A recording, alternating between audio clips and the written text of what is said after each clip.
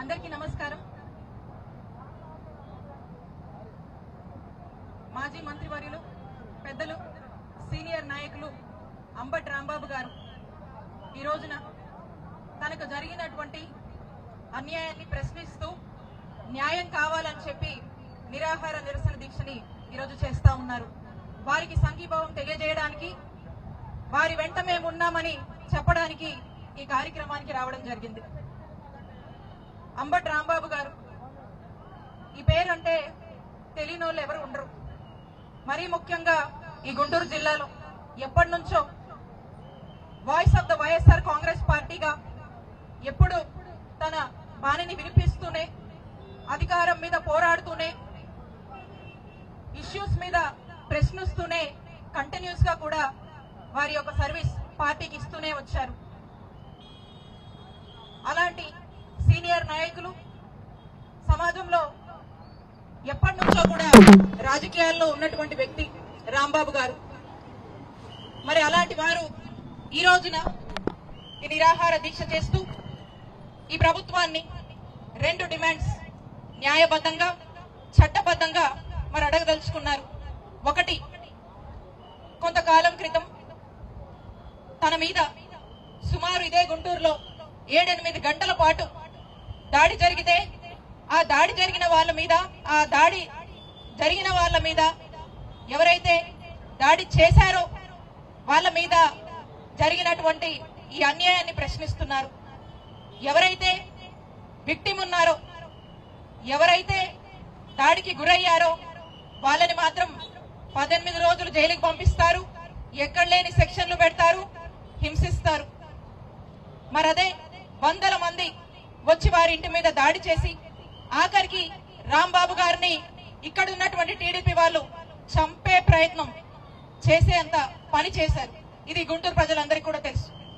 మరి వారి మీద తూతూ మంత్రంగా ఓ 10 మంది మీద ఏవో పిచ్చి సెక్షన్లు పెట్టి చిన్న కేసు, స్టేషన్ బెయిల్ ఇచ్చేటువంటి చిన్న కేసులు, అది కూడా 10 మంది మీద చూజ్ అండ్ పిక్ గా పోలీసులు చేసినటువంటి ఈ దారుణాన్ని ప్రశ్నిస్తూ, డిమాండ్ చేస్తూ ఇక్కడ దీక్ష చేస్తా ఉన్నారు.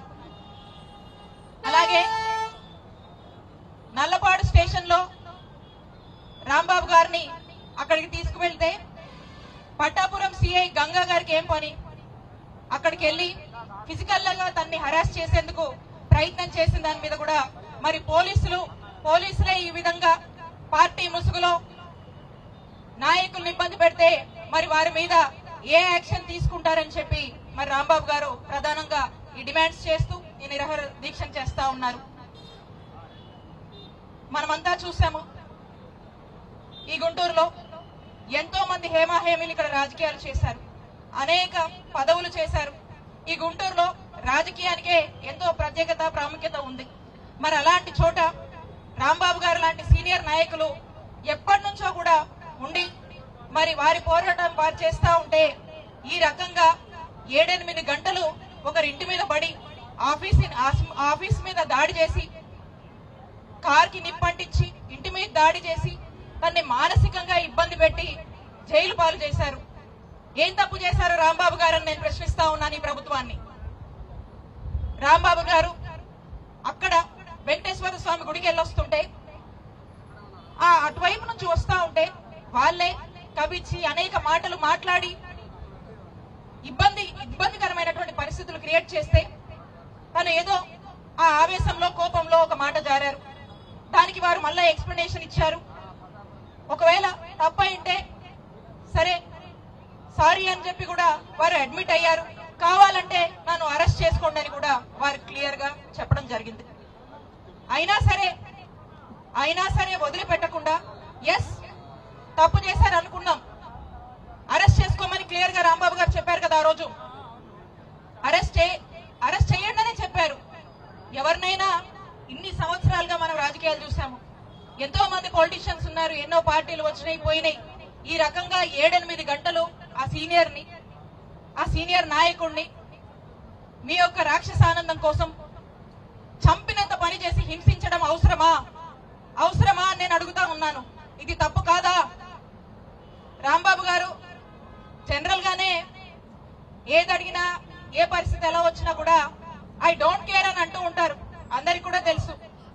బట్ ఇప్పుడు రెగ్యులర్ గా ఆయన అయితే ఎప్పుడు ప్రతిపక్షంలో ఉన్నా ఆయన అధికారంలో ఉన్నా ఆయన గొంతు వినిపిస్తూనే ఉంటారు. ఏదో ఒక అంశాల మీద మాట్లాడుతూ ఉంటారు. ప్రజలకు ఉపయోగపడేటువంటి విషయాల మీద పోరాటాలకైనా లేకపోతే ప్రశ్నించడానికైనా ముందుండి ఆయన పని ఆయన చేసుకుంటూ పోతారు.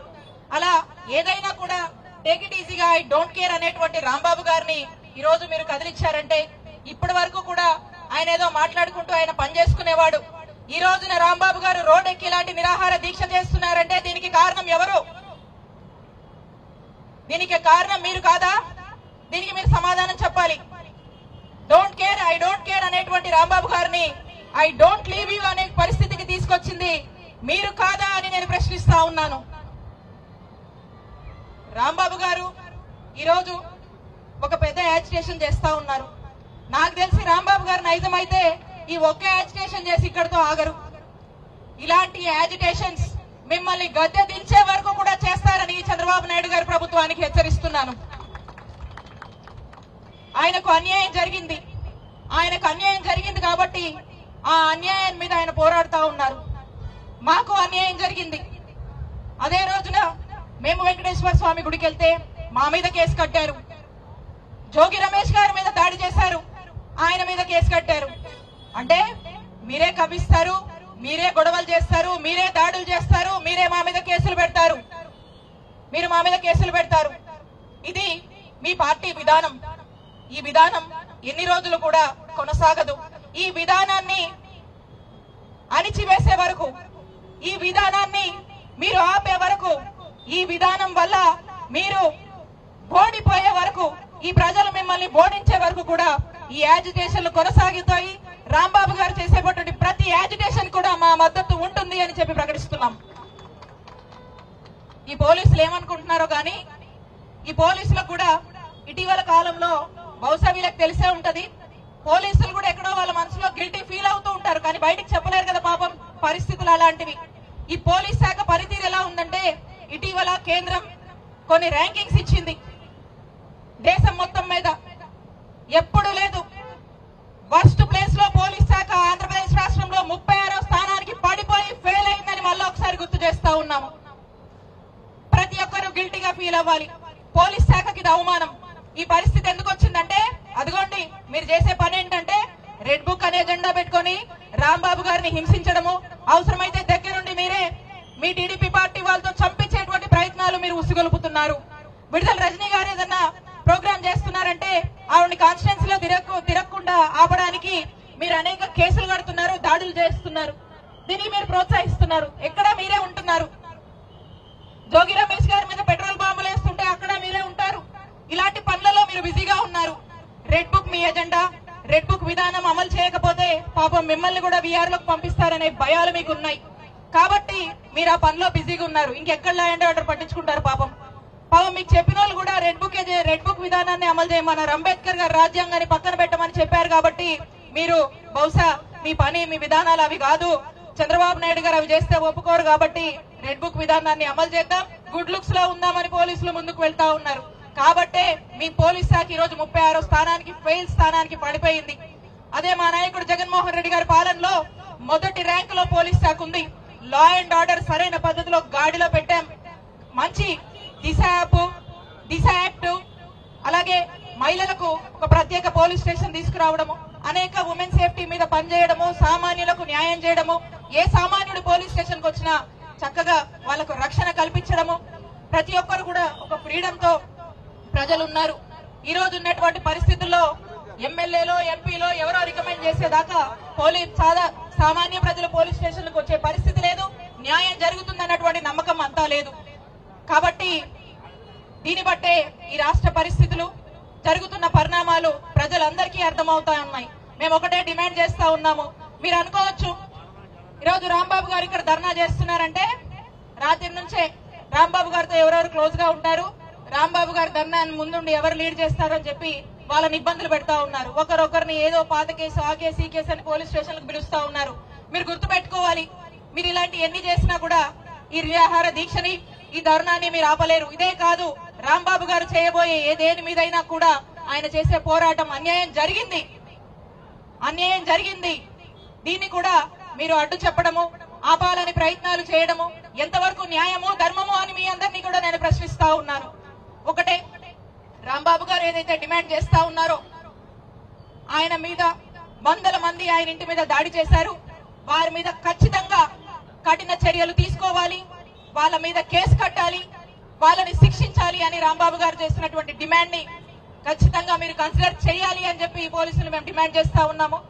అదే ఎవరైతే ఇద్దరు సిఐలు ఎక్స్ మినిస్టర్ గా పనిచేశారు, సీనియర్ ని ఫిజికల్ హెరాస్మెంట్ చేయాలనుకున్నారో వారి మీద కూడా ఇమీడియట్ గా ఈ ప్రభుత్వం యాక్షన్ తీసుకోవాలి అని మేము డిమాండ్ చేస్తా ఉన్నాము.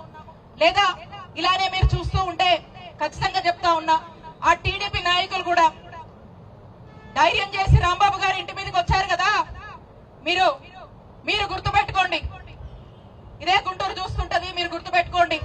అలా గవర్నమెంట్ మారి వైఎస్ఆర్ కాంగ్రెస్ పార్టీ గవర్నమెంట్ వస్తే వచ్చిన రోజు రాంబాబు గారే మీకు గుర్తొస్తా ఉంటారు. రాంబాబు గారు మీద మీరు చేసినటువంటి అన్యాయం ఆ రోజు మీరు రియలైజ్ అవుతారు. రాంబాబు గారు ఎప్పుడెప్పుడు మిమ్మల్ని ఇబ్బంది పెడతాడా అని ఆ భయంతో మీరు రోజులు గడపాల్సినటువంటి రోజులు రాంబాబు గారు ఖచ్చితంగా మీకు తీసుకొస్తారు అని మేము ఆశిస్తూ, ఖచ్చితంగా అలాంటి వాళ్లకు బుద్ధి చెప్పాల్సినటువంటి అవసరం కూడా ఉందని తెలియజేసుకుంటూ, మరొకసారి వారు చేస్తున్నటువంటి ఈ పోరాటానికి ఇంకా ఏదైనా అజిటేషన్స్ ఉన్నా కూడా మా మద్దతు ఎప్పుడూ ఉంటుందని మరొకసారి మా మద్దతుని ప్రకటిస్తూ మీ అందరికీ కూడా ధన్యవాదాలు తెలియజేస్తున్నాను. Thank you.